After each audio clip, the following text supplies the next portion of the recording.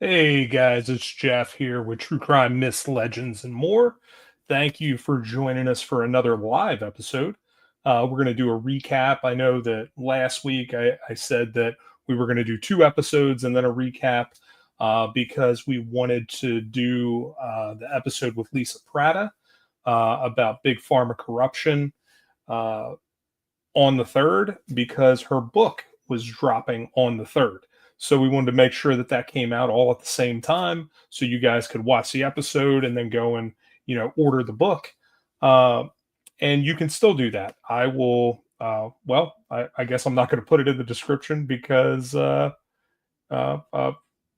description's already out there. So I will put a link in there when I'm done with this so you guys can go and order the book and check it out, and also check out the interview that we did with her. It was absolutely incredible. I've got Mary here with me, and we are going to talk about all things big pharma corruption. And also, we're going to talk about some inventors that have been forgotten over the years, whether it is because of, them being silenced or because their inventions were stolen and appropriated or whatever. But we're going to talk about it tonight. So get ready. Let me bring up Mary. Hello, hello. Hi, Jeff. Hey, how's it going? Been better, but I'm pulling through. Yeah, we're all keep trying to get healthy. Yeah, And quite a job. yeah, it's an impossible dream right now, but we keep pushing. You've got Yeah, to. yeah, for sure. So what did you think about the last two episodes? The inventing. I know a wee bit about it, but it actually intrigued me, and it makes you think. Well, I'll tell you, Tim Kelly brought But up so many things and so many like resources. I could not keep up. I no, told it everybody in the was rattling them off. It was just yeah, like boom, boom, boom, like that. Oh my god! I told everybody. I said grab a pen and jot it down as quickly as possible. The great thing about the watching the podcast is you can pause it and you Yeah, can that's what I've done. rewind. That's what I I've was done. like, Lord, I couldn't even go through it like as I was reviewing things and trying to go through the notes to get all of the resources that Tim had Yeah, of all of these different books and all these different inventors. So I do have a short list of yeah. inventors, several of them that we talked about 2 weeks ago. Mhm, But we're mhm. going to talk a little bit more about it tonight because Yeah, I think it's fascinating too. yeah. And like when he was talking about the pyramids, Egypt's always intrigued me. Yeah, The whole Pharaoh Hamanatra, that always intrigued me. for sure. It's fascinating to think about how could it be possible that not just what technology were the Mm, pyramids designed for, but mm, also how in the world were they able to make it when they did? Like, how yeah. could they even construct that? Mm, And if you haven't had a chance to check out the podcast, Tim gets into great detail about that. Not only how they were, why they were, and mm, how they came into being, but also what they were used for, yeah. and just the technology and I'm that in, open. I'm intrigued about how they came up with the idea for mummification. I think that's fascinating. Oh yeah, yeah, for You sure. know, I was just like, and then the buried with all their treasures, and then you've got the curse, Tutankhamun. Oh, that's fascinating. Yeah, for sure. I've always wanted to go and visit the Valley of the Kings Yeah, and the pyramids and everything. I've always thought it's yeah. fascinating. I'd love to just to go, because they do it anyway. You go down the boat on the Nile. I think that'd be fun. Oh, Yeah, that'd be incredible. All right. Well, I got to get back up to my notes here. All right. So, the number one inventor that we talked about during the episode, of mm-hmm. course, kind of fell to history and has had quite the resurgence the last 5 to 10 years. But we talked about Nikola Tesla. Yeah, Uh, and Tesla has had an incredible impact on our society yeah. and on just everything that we I mean, we're on the internet right now, Oh, yeah. right? We're talking here wirelessly. I mean, relatively wirelessly, Yeah. Yeah. but through the internet, which is something that was conceived, even though it wasn't necessarily invented by, but the idea of wireless communication was brought about by Tesla, Mm, and just incredible guy. So Nikola yeah. Tesla was born in 1856, died in 1943. He was a Mm, Serbian American inventor and futurist. His main contributions were alternating current, which we talked about, yeah. wireless electricity, the Tesla coil, remote Mm-hmm. control, and early Yeah. radio. Yeah. Uh, Now, he died alone and penniless. After his death, much of his work was seized by the U.S. government under some suspicious circumstances. Yeah. Uh, he was, during the time he was alive, we mentioned this on the episode, that he was overshadowed by Thomas Edison, Yeah. uh, and he was largely erased from popular history until his recent kind of cultural revival. Yeah. Now, one of the things that's fascinating to me is that some of the technology, the alternating current that Tesla developed, was used and is still being used, I believe, in Niagara Falls. Yeah. There is a power plant up there that still uses alternating current to provide, power Yeah. to, that part of the region. And Yeah.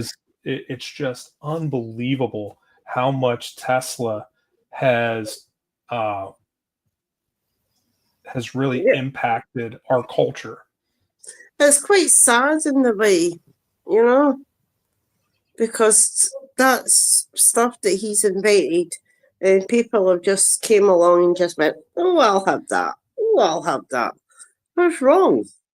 Yeah, yeah, for sure. I mean, it's just like the see, like Alexander Graham Bell as well. It's just like, a lot of like inventors, or you've got a God, I forget his first name. I think it's John. It might be totally wrong, but Simpson, who invented a oh God, Sonny Davy operations. I should remember this because it was born here. Anesthesia invented, like, oh God. See, I'm no I'm not that good at inventor. Oh, because they named a maternity hospital after him. Is it Simpson? Oh, it's no John. Is it? Is it John? No. Something Simpson. But he I don't know. invented anesthesia. Oh, Anesthesia. okay. So, Wow. Yeah. God, I need to look him up. God, I forgot So, his first name. I know it's Simpson. as long as it's not OJ, we're good. No, God, no. God, no. Oh, oh. We've got somebody that will be. I've got an interview set up with Mm-hmm. somebody that teaches about how they believe that OJ was not guilty. Of course, he was believed to not, like he was acquitted, but uh, yeah, it's amazing. Mm-hmm. All right, so here's another Yeah. inventor. Mm-hmm. I don't think we talked about this inventor, but it's Mary Dixon Keyes. She was born in Oh. 1752. She died in 1837. She was the Mm-hmm. first woman in the U.S. to receive a patent in 1809 for a method of weaving straw with silk to make hats. Oh. Well, that's So quite interesting. her innovation helped boost the U.S. hat industry during the embargo against European goods. Mm-hmm. Despite her milestone, she was forgotten due to the cultural disregard for women's intellectual property at the time. Mm-hmm. So, so yeah. Yeah. But Yeah. it's amazing that she got a patent for it and Wow. was able to do that work. Uh, Here's another What? one, Jan uh, Metzigler, Mm-hmm. 1852 to 1889. Was a Surinamese-born inventor who revolutionized the shoe industry with his lasting machine, which automated shoe production, drastically Wow. lowered the cost of shoes and increased accessibility, died young and received little recognition due to racism and classism. We actually during the episode discussed cobblers and Mm-hmm. how it's kind of a lost art now, and Yeah. that, and this person, was the next level, the next evolution Yeah. in that, in Yeah. designing something that could make it easier and for shoes to last longer. But here's Yeah. another one. Margaret Knight, who was born in 1838, died in 1914, invented the machine that made flat bottomed paper bags. Wow. A man tried to steal her patent, arguing that no woman could invent such a device. She fought back and won, but history barely remembered her. And that's still used to this day as well. Yeah. Over We've, here, there. oh yeah, yeah. We still have them here. All right. Anytime you go to the grocery store, right, and you want a paper bag, they're flat bottom bags. Yeah, that's what So they're. And cobblers are few and far between here, but there is still some here, yeah, really, but really nice not so shoes. many. You can get the soles replaced and everything. Yeah. Yeah. All right. Elijah McCoy was born in 1844, died in 1929, developed a lubrication system for steam engines, critical to railroads and manufacturing. His name inspired the term the real McCoy because copycat devices weren't as reliable. Despite 57 patents, he struggled to commercialize them due to systematic racism. Oh, see, we steam. When I think about like steam engines, naturally I think of Stevenson and the rocket because he was around Victorian times.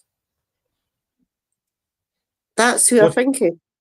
what's amazing is like a lot of this is all that turn of the century, right? Yeah, 1800s to yeah, 1900s. Just the explosion of innovation during that time. yeah. All right. Hedy Lamarr, born in 1914, died in 2000, right? I've heard of that name. Was a Hollywood actress by day, wartime inventor by night. Oh, Co-invented frequency hopping spread spectrum tech used in today's Wi-Fi, GPS, and Bluetooth. Her work was dismissed because of her beauty and celebrity status. oh my God, that's pitiful. Unbelievable. All right. Lewis Latimer, born in 1848, died in 1928, worked with both Thomas Edison and Alexander Graham Bell. He Yeah, invented a longer lasting carbon filament for light bulbs, making electric light practical for everyday use. yeah. Often ignored in history due to his race. I believe I don't know if we talked about him specifically during the Hmm. episode, but No. we did talk about the light bulb. We talked about the Yeah. invention of the light bulb. I believe we talked about filaments, and Mm-hmm. you know, Edison apparently was famous for going through hundreds of filaments trying to find the right Yeah. material that would last a length of time to be able to be, to be used Mm. and to be good. So it So was Lewis Latimer. I take it this person, Jeff, was of colour. Yes, That's how you got to know. See, that's terrible. it is. Unbelievable. All right. Josephine Cochrane.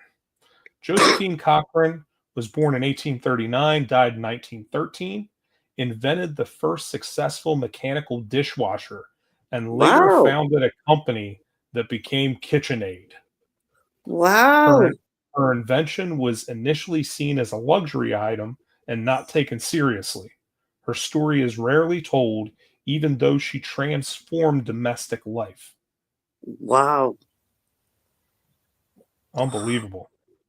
And they're All really right. expensive, actually. KitchenAids. Oh, yeah. I mean, it's like, wow. All right. I wonder if they actually put up anything, even in their head office of this woman. I bet they didn't, because they basically knocked her idea. Yeah. Maybe so. All right. Otis Boykin, 1920 to 1982. He created precision resistors used in pacemakers, radios, and computers. Held 26 patents but struggled with limited recognition during his lifetime. Died of heart failure, ironically. His own invention might have extended his life under different circumstances. Wow. So you know, after I got out of the hospital, Yeah.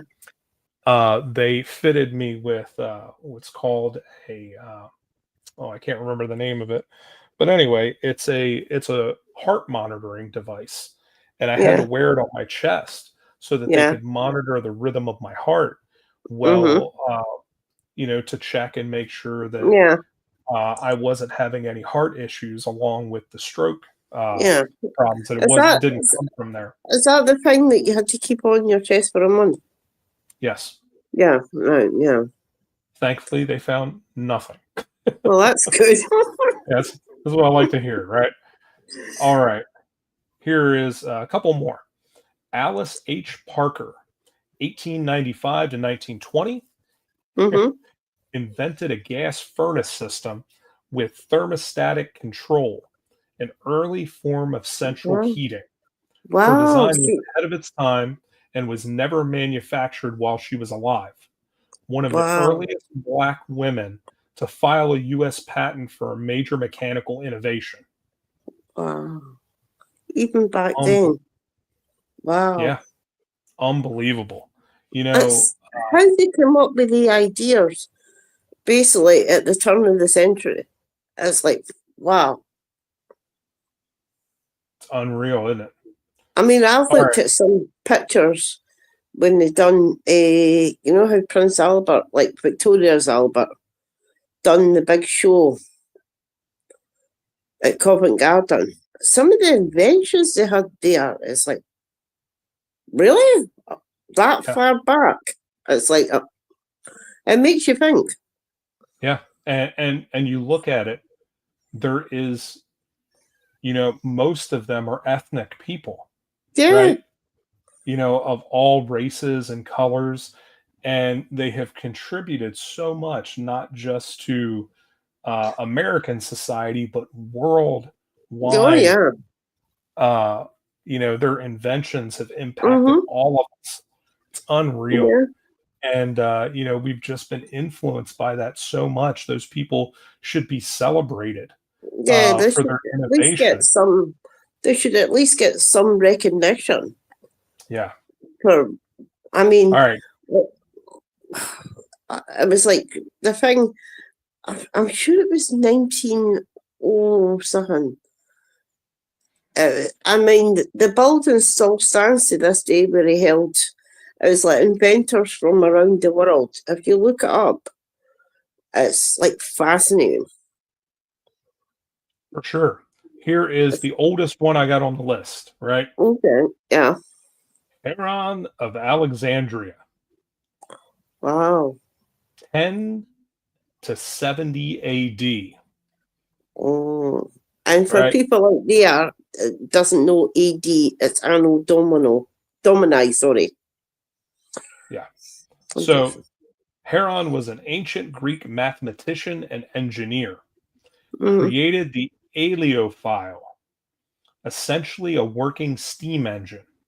It was viewed as a novelty rather than practical tech 1700 years before the Industrial Revolution. Wow. It's like, Well, you think of that because then you go back to Renaissance times, right? yeah, Right? You've got, oh my goodness, why can't I think of his name? Just uh, Leonardo da Vinci. yeah. And da Vinci created flying machines, Mm-hmm.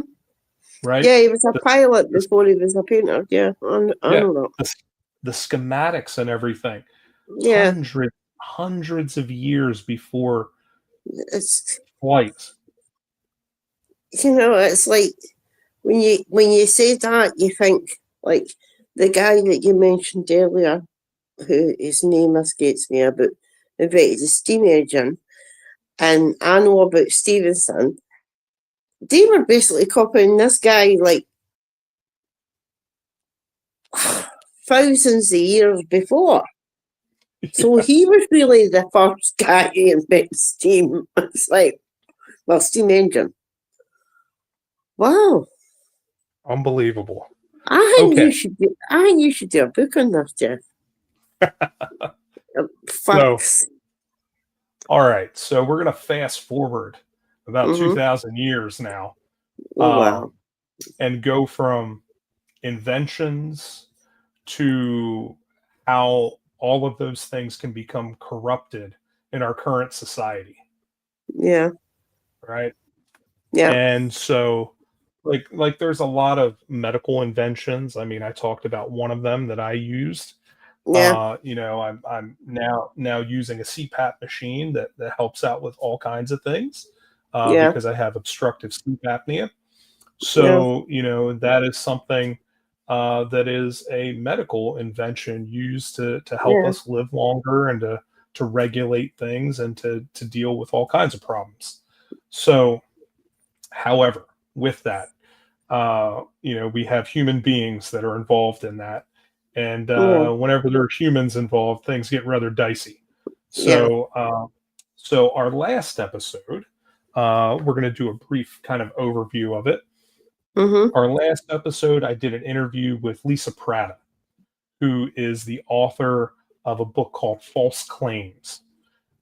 She was in the pharmaceutical industry. She Mm-hmm. worked as a pharmaceutical rep for I think 30 plus years. Yeah. During her time, she saw all kinds of things, all kinds of horrendous things within the pharmaceutical industry, Mm-hmm. and we'll kind of talk a little bit about that. Yeah. Um, but she has opened the books and kind of unveiled the dark underbelly Yeah. of the pharmaceutical industry.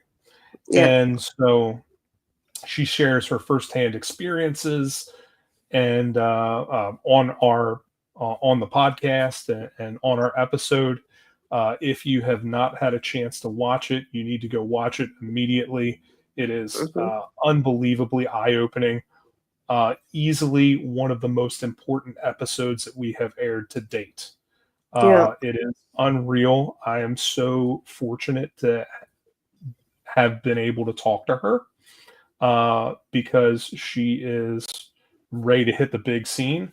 And Yeah. with her book coming out and pending court stuff, I believe, there is a lot going on in her life. And, Mm-hmm. and it's very, very relevant to us today. Yeah. So, so the first thing that she talked about is the way that they manipulate clinical trials. Yeah. So, how they cherry pick different drugs to appear safer or more effective than they are.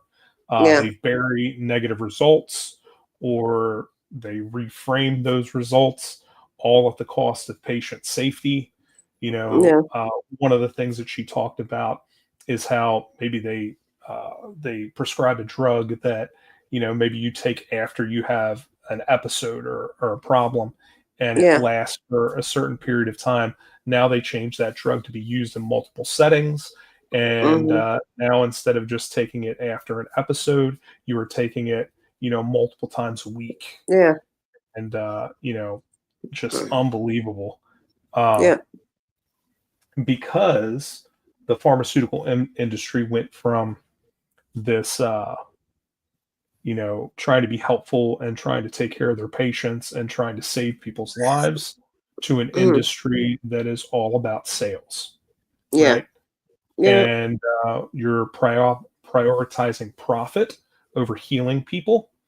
Yeah. Sales teams are also often incentivized to push drugs for off-label uses, which is, Mm-hmm. when you're Yeah. using a medication that's supposed to be for one specific disorder and you're using it for another one like Yeah. anxiety Yeah. and depression.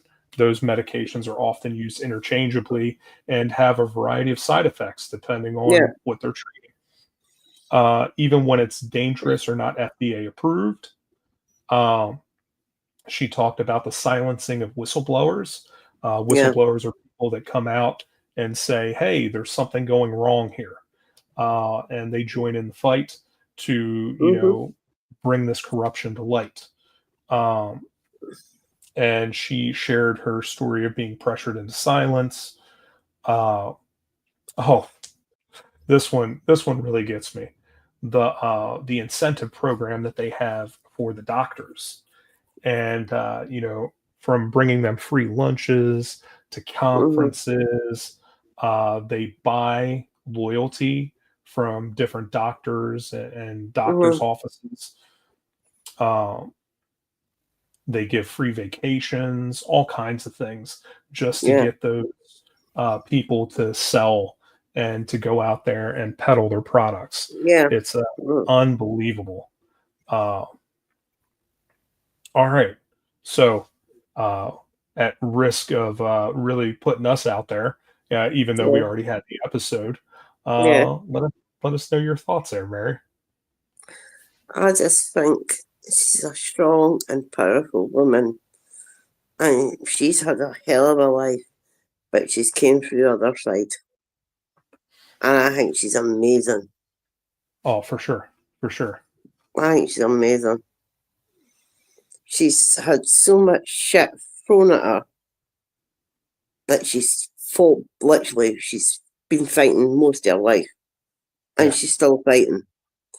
And she's not. She doesn't look to me like the type that she's a quitter. And no way does she look 65. I'm telling you right now. She did Oh, not look her age. I was like, wow. I need to get supplied with some of your jeans then. Like, it's like- but I just so thought she was amazing. And then during the episodes, her phone kept going. I don't know if you picked up on that, yeah. Her phone kept going. It was near enough at the end, but she just dinged the phone and carried on talking to you. And I thought, no, she's finishing one thing. She's not going to leave something to go and do something else and then come back to it. I think she's the type, like, once she starts something, she likes to see it through to the end. That's the impression I get for her. Or she needs to come back on, like. yeah, for sure. She's a bit empowering, and it's good to see a woman in this day and age empowering. Absolutely. All right. So you had some insight in watching some well, you were watching a ton of documentaries, Yeah, but you were talking about Delphi yeah, and right before we got on here. So yeah, talk a little bit about that because I am not up to date. yeah. Well, I've sent you some some things have been released, and in our chat you can watch what I sent you. They're jail calls, and they're talking about Keegan Klein. And I just think, well, he is involved he needs to stop with his lies and just come straight up and say who was there. I think the family deserved it. The girls certainly deserve it. You know, why were they going down there? Did he ask them to go down there? You know, this is the type of... But I want you to watch what I sent you, and then you can post it whatever and tell them what you think of that jail call. Because it was quite like... My first reaction when I heard it was... excuse my language, everyone. I just went, holy fucking shit. Wow.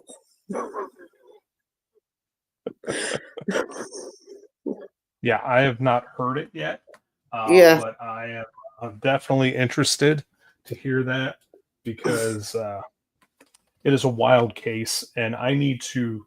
The behavior panel just did a episode on Richard Allen and saying why they believe that he was, how he got himself into trouble, how he was acting, all of that, because it's all about his behavior. And so I have not watched it yet. I don't know. It seems like they were on the side of, that he's guilty, but I don't know. I'm interested to hear what they have to say. Of course, they are not able to tell us for sure about anything. They are just solely judging from, his body language and Well, like. I've got... I mean, are they really credible though, Jeff? I mean, they. I'm like, I don't, I'm a bit like, I don't know. because I don't know if you've heard him, but I watch him on YouTube. Dr. G. He's I've a not watched behavior. that. Oh, you should watch him. He's done it on Richard Allen, and he could tell that guy was under stress when he was getting interviewed. It was ping, ping, ping, ping like that. Dr. G. He's revised a lot of the serial killers as well, like their body language. He's a body language expert. So, and he's went through like Bundy, Dahmer, BTK, all of that. And he's done one on Richard Allen as well. Oh, wow. So you should look him up, Dr. G. Yeah, I'll check that out for sure. He's a bit more. He's a bit more realistic than the behavior panel. All right, cool. Well, you got anything else tonight? I know we're one short. We don't have Sherry, but I'm hoping that Kohlberger gets the death penalty. And my question is, in this day and age, they're paying thousands upon thousands of dollars to keep them on death row. Why not just do it instantaneous? Get them, why is it going to be still, in this day and age, 10 years plus on death row? I don't know. There's a lot of questions about that. I mean, this year, Jeff, even though they've got all these people on death row in Florida, there's only two executions scheduled for this year. Because I was looking up the lists of executions state by state. In Florida's only got 2. Texas has got 4. And I think Indiana had 1 or something. I was going through them all. I thought, just do Wade Wilson right now? And, that guy. How anybody fell for his crap, I do not know. It's like, it's not even that nice as well. And so I've been watching a few, like, the jail calls from prison. And he's on there, blah, blah, but he's been beaten up so many times on there, it doesn't even look like he did when he was at trial. He's been beaten up a ton. And then Of course, last week, was it last week? Yeah, it was meant to be last week that Donald Adelson's trial was meant to start. That got put back. It's now, we're not getting it to August, I think, now. And then they moved Charlie, our son, Adelson, to South Dakota. And seemingly there was a riot there. You know? I mean, are you still talking to Dennis, or have you? The last message that was sent back and forth was just like I've really not had any time, Yeah, but I let him know that I had a stroke, and that yeah, was it. yeah. Well, I'm saying this on air just in case critics watch it. I have told Jeff that you sent him an email, so he will come back to you. Because I did see it. So, All right. Well, I will do that and try to Jeff, get that there's one movement. in mine. There's one in Aw. mine. Yeah, I have my calico is laying on the bed right now, waiting He's for me to got, go and lay down. he's called Snoop. Snoop I'll leave Dogg, him in. Yeah. Snoop Cat. Yeah. Oh, and this Diddy trial's like, what the hell? Oh, it's unbelievable. I thought she was back in, I noticed Laurie was back in court, and I went, oh hell no, I'm not watching her again, man. Oh God. She was like, when she was trying to be her own lawyer, I thought, oh, she must have watched the book on How to Be a Lawyer by Darrell Brooks. Because she was shit. She was absolutely shit. So Unbelievable. have you got your light back over, or is it still over the other side? It's right here. Oh, you got it. Oh, Yep. I know how you like to highlight yourself, Jeff. If not, I'm like half of me is in the dark as it is. See, you don't need a microphone. You forgot to pull down your microphone, but see, you don't No, need it. it's right there. It's right next to me. Oh, I don't have a real good place to put anything. yeah, Still kind of ramshackle here. yeah, but at least you don't have to push buttons at the start. I noticed it was very quick. That's good. Yeah. Are you seeing anything yet from YouTube? A little bit, not much. That'll pick up. Yeah. Because Yeah. soon It as takes some time. it's like, I think it's something to do with the algorithms or something like that. Algorithms, something like that. But anyway, Sherry, we missed you, but we still carried on. Absolutely. Well, Mary, And not us, we didn't bitch about you, Sherry. So just in case you watch. all right, Mary. You Okay. take it easy. You Get too, better, Jeff. and You. I will talk to you soon. Okay. Bye, All everyone. right. Bye. Bye. All right. See you guys on the next one.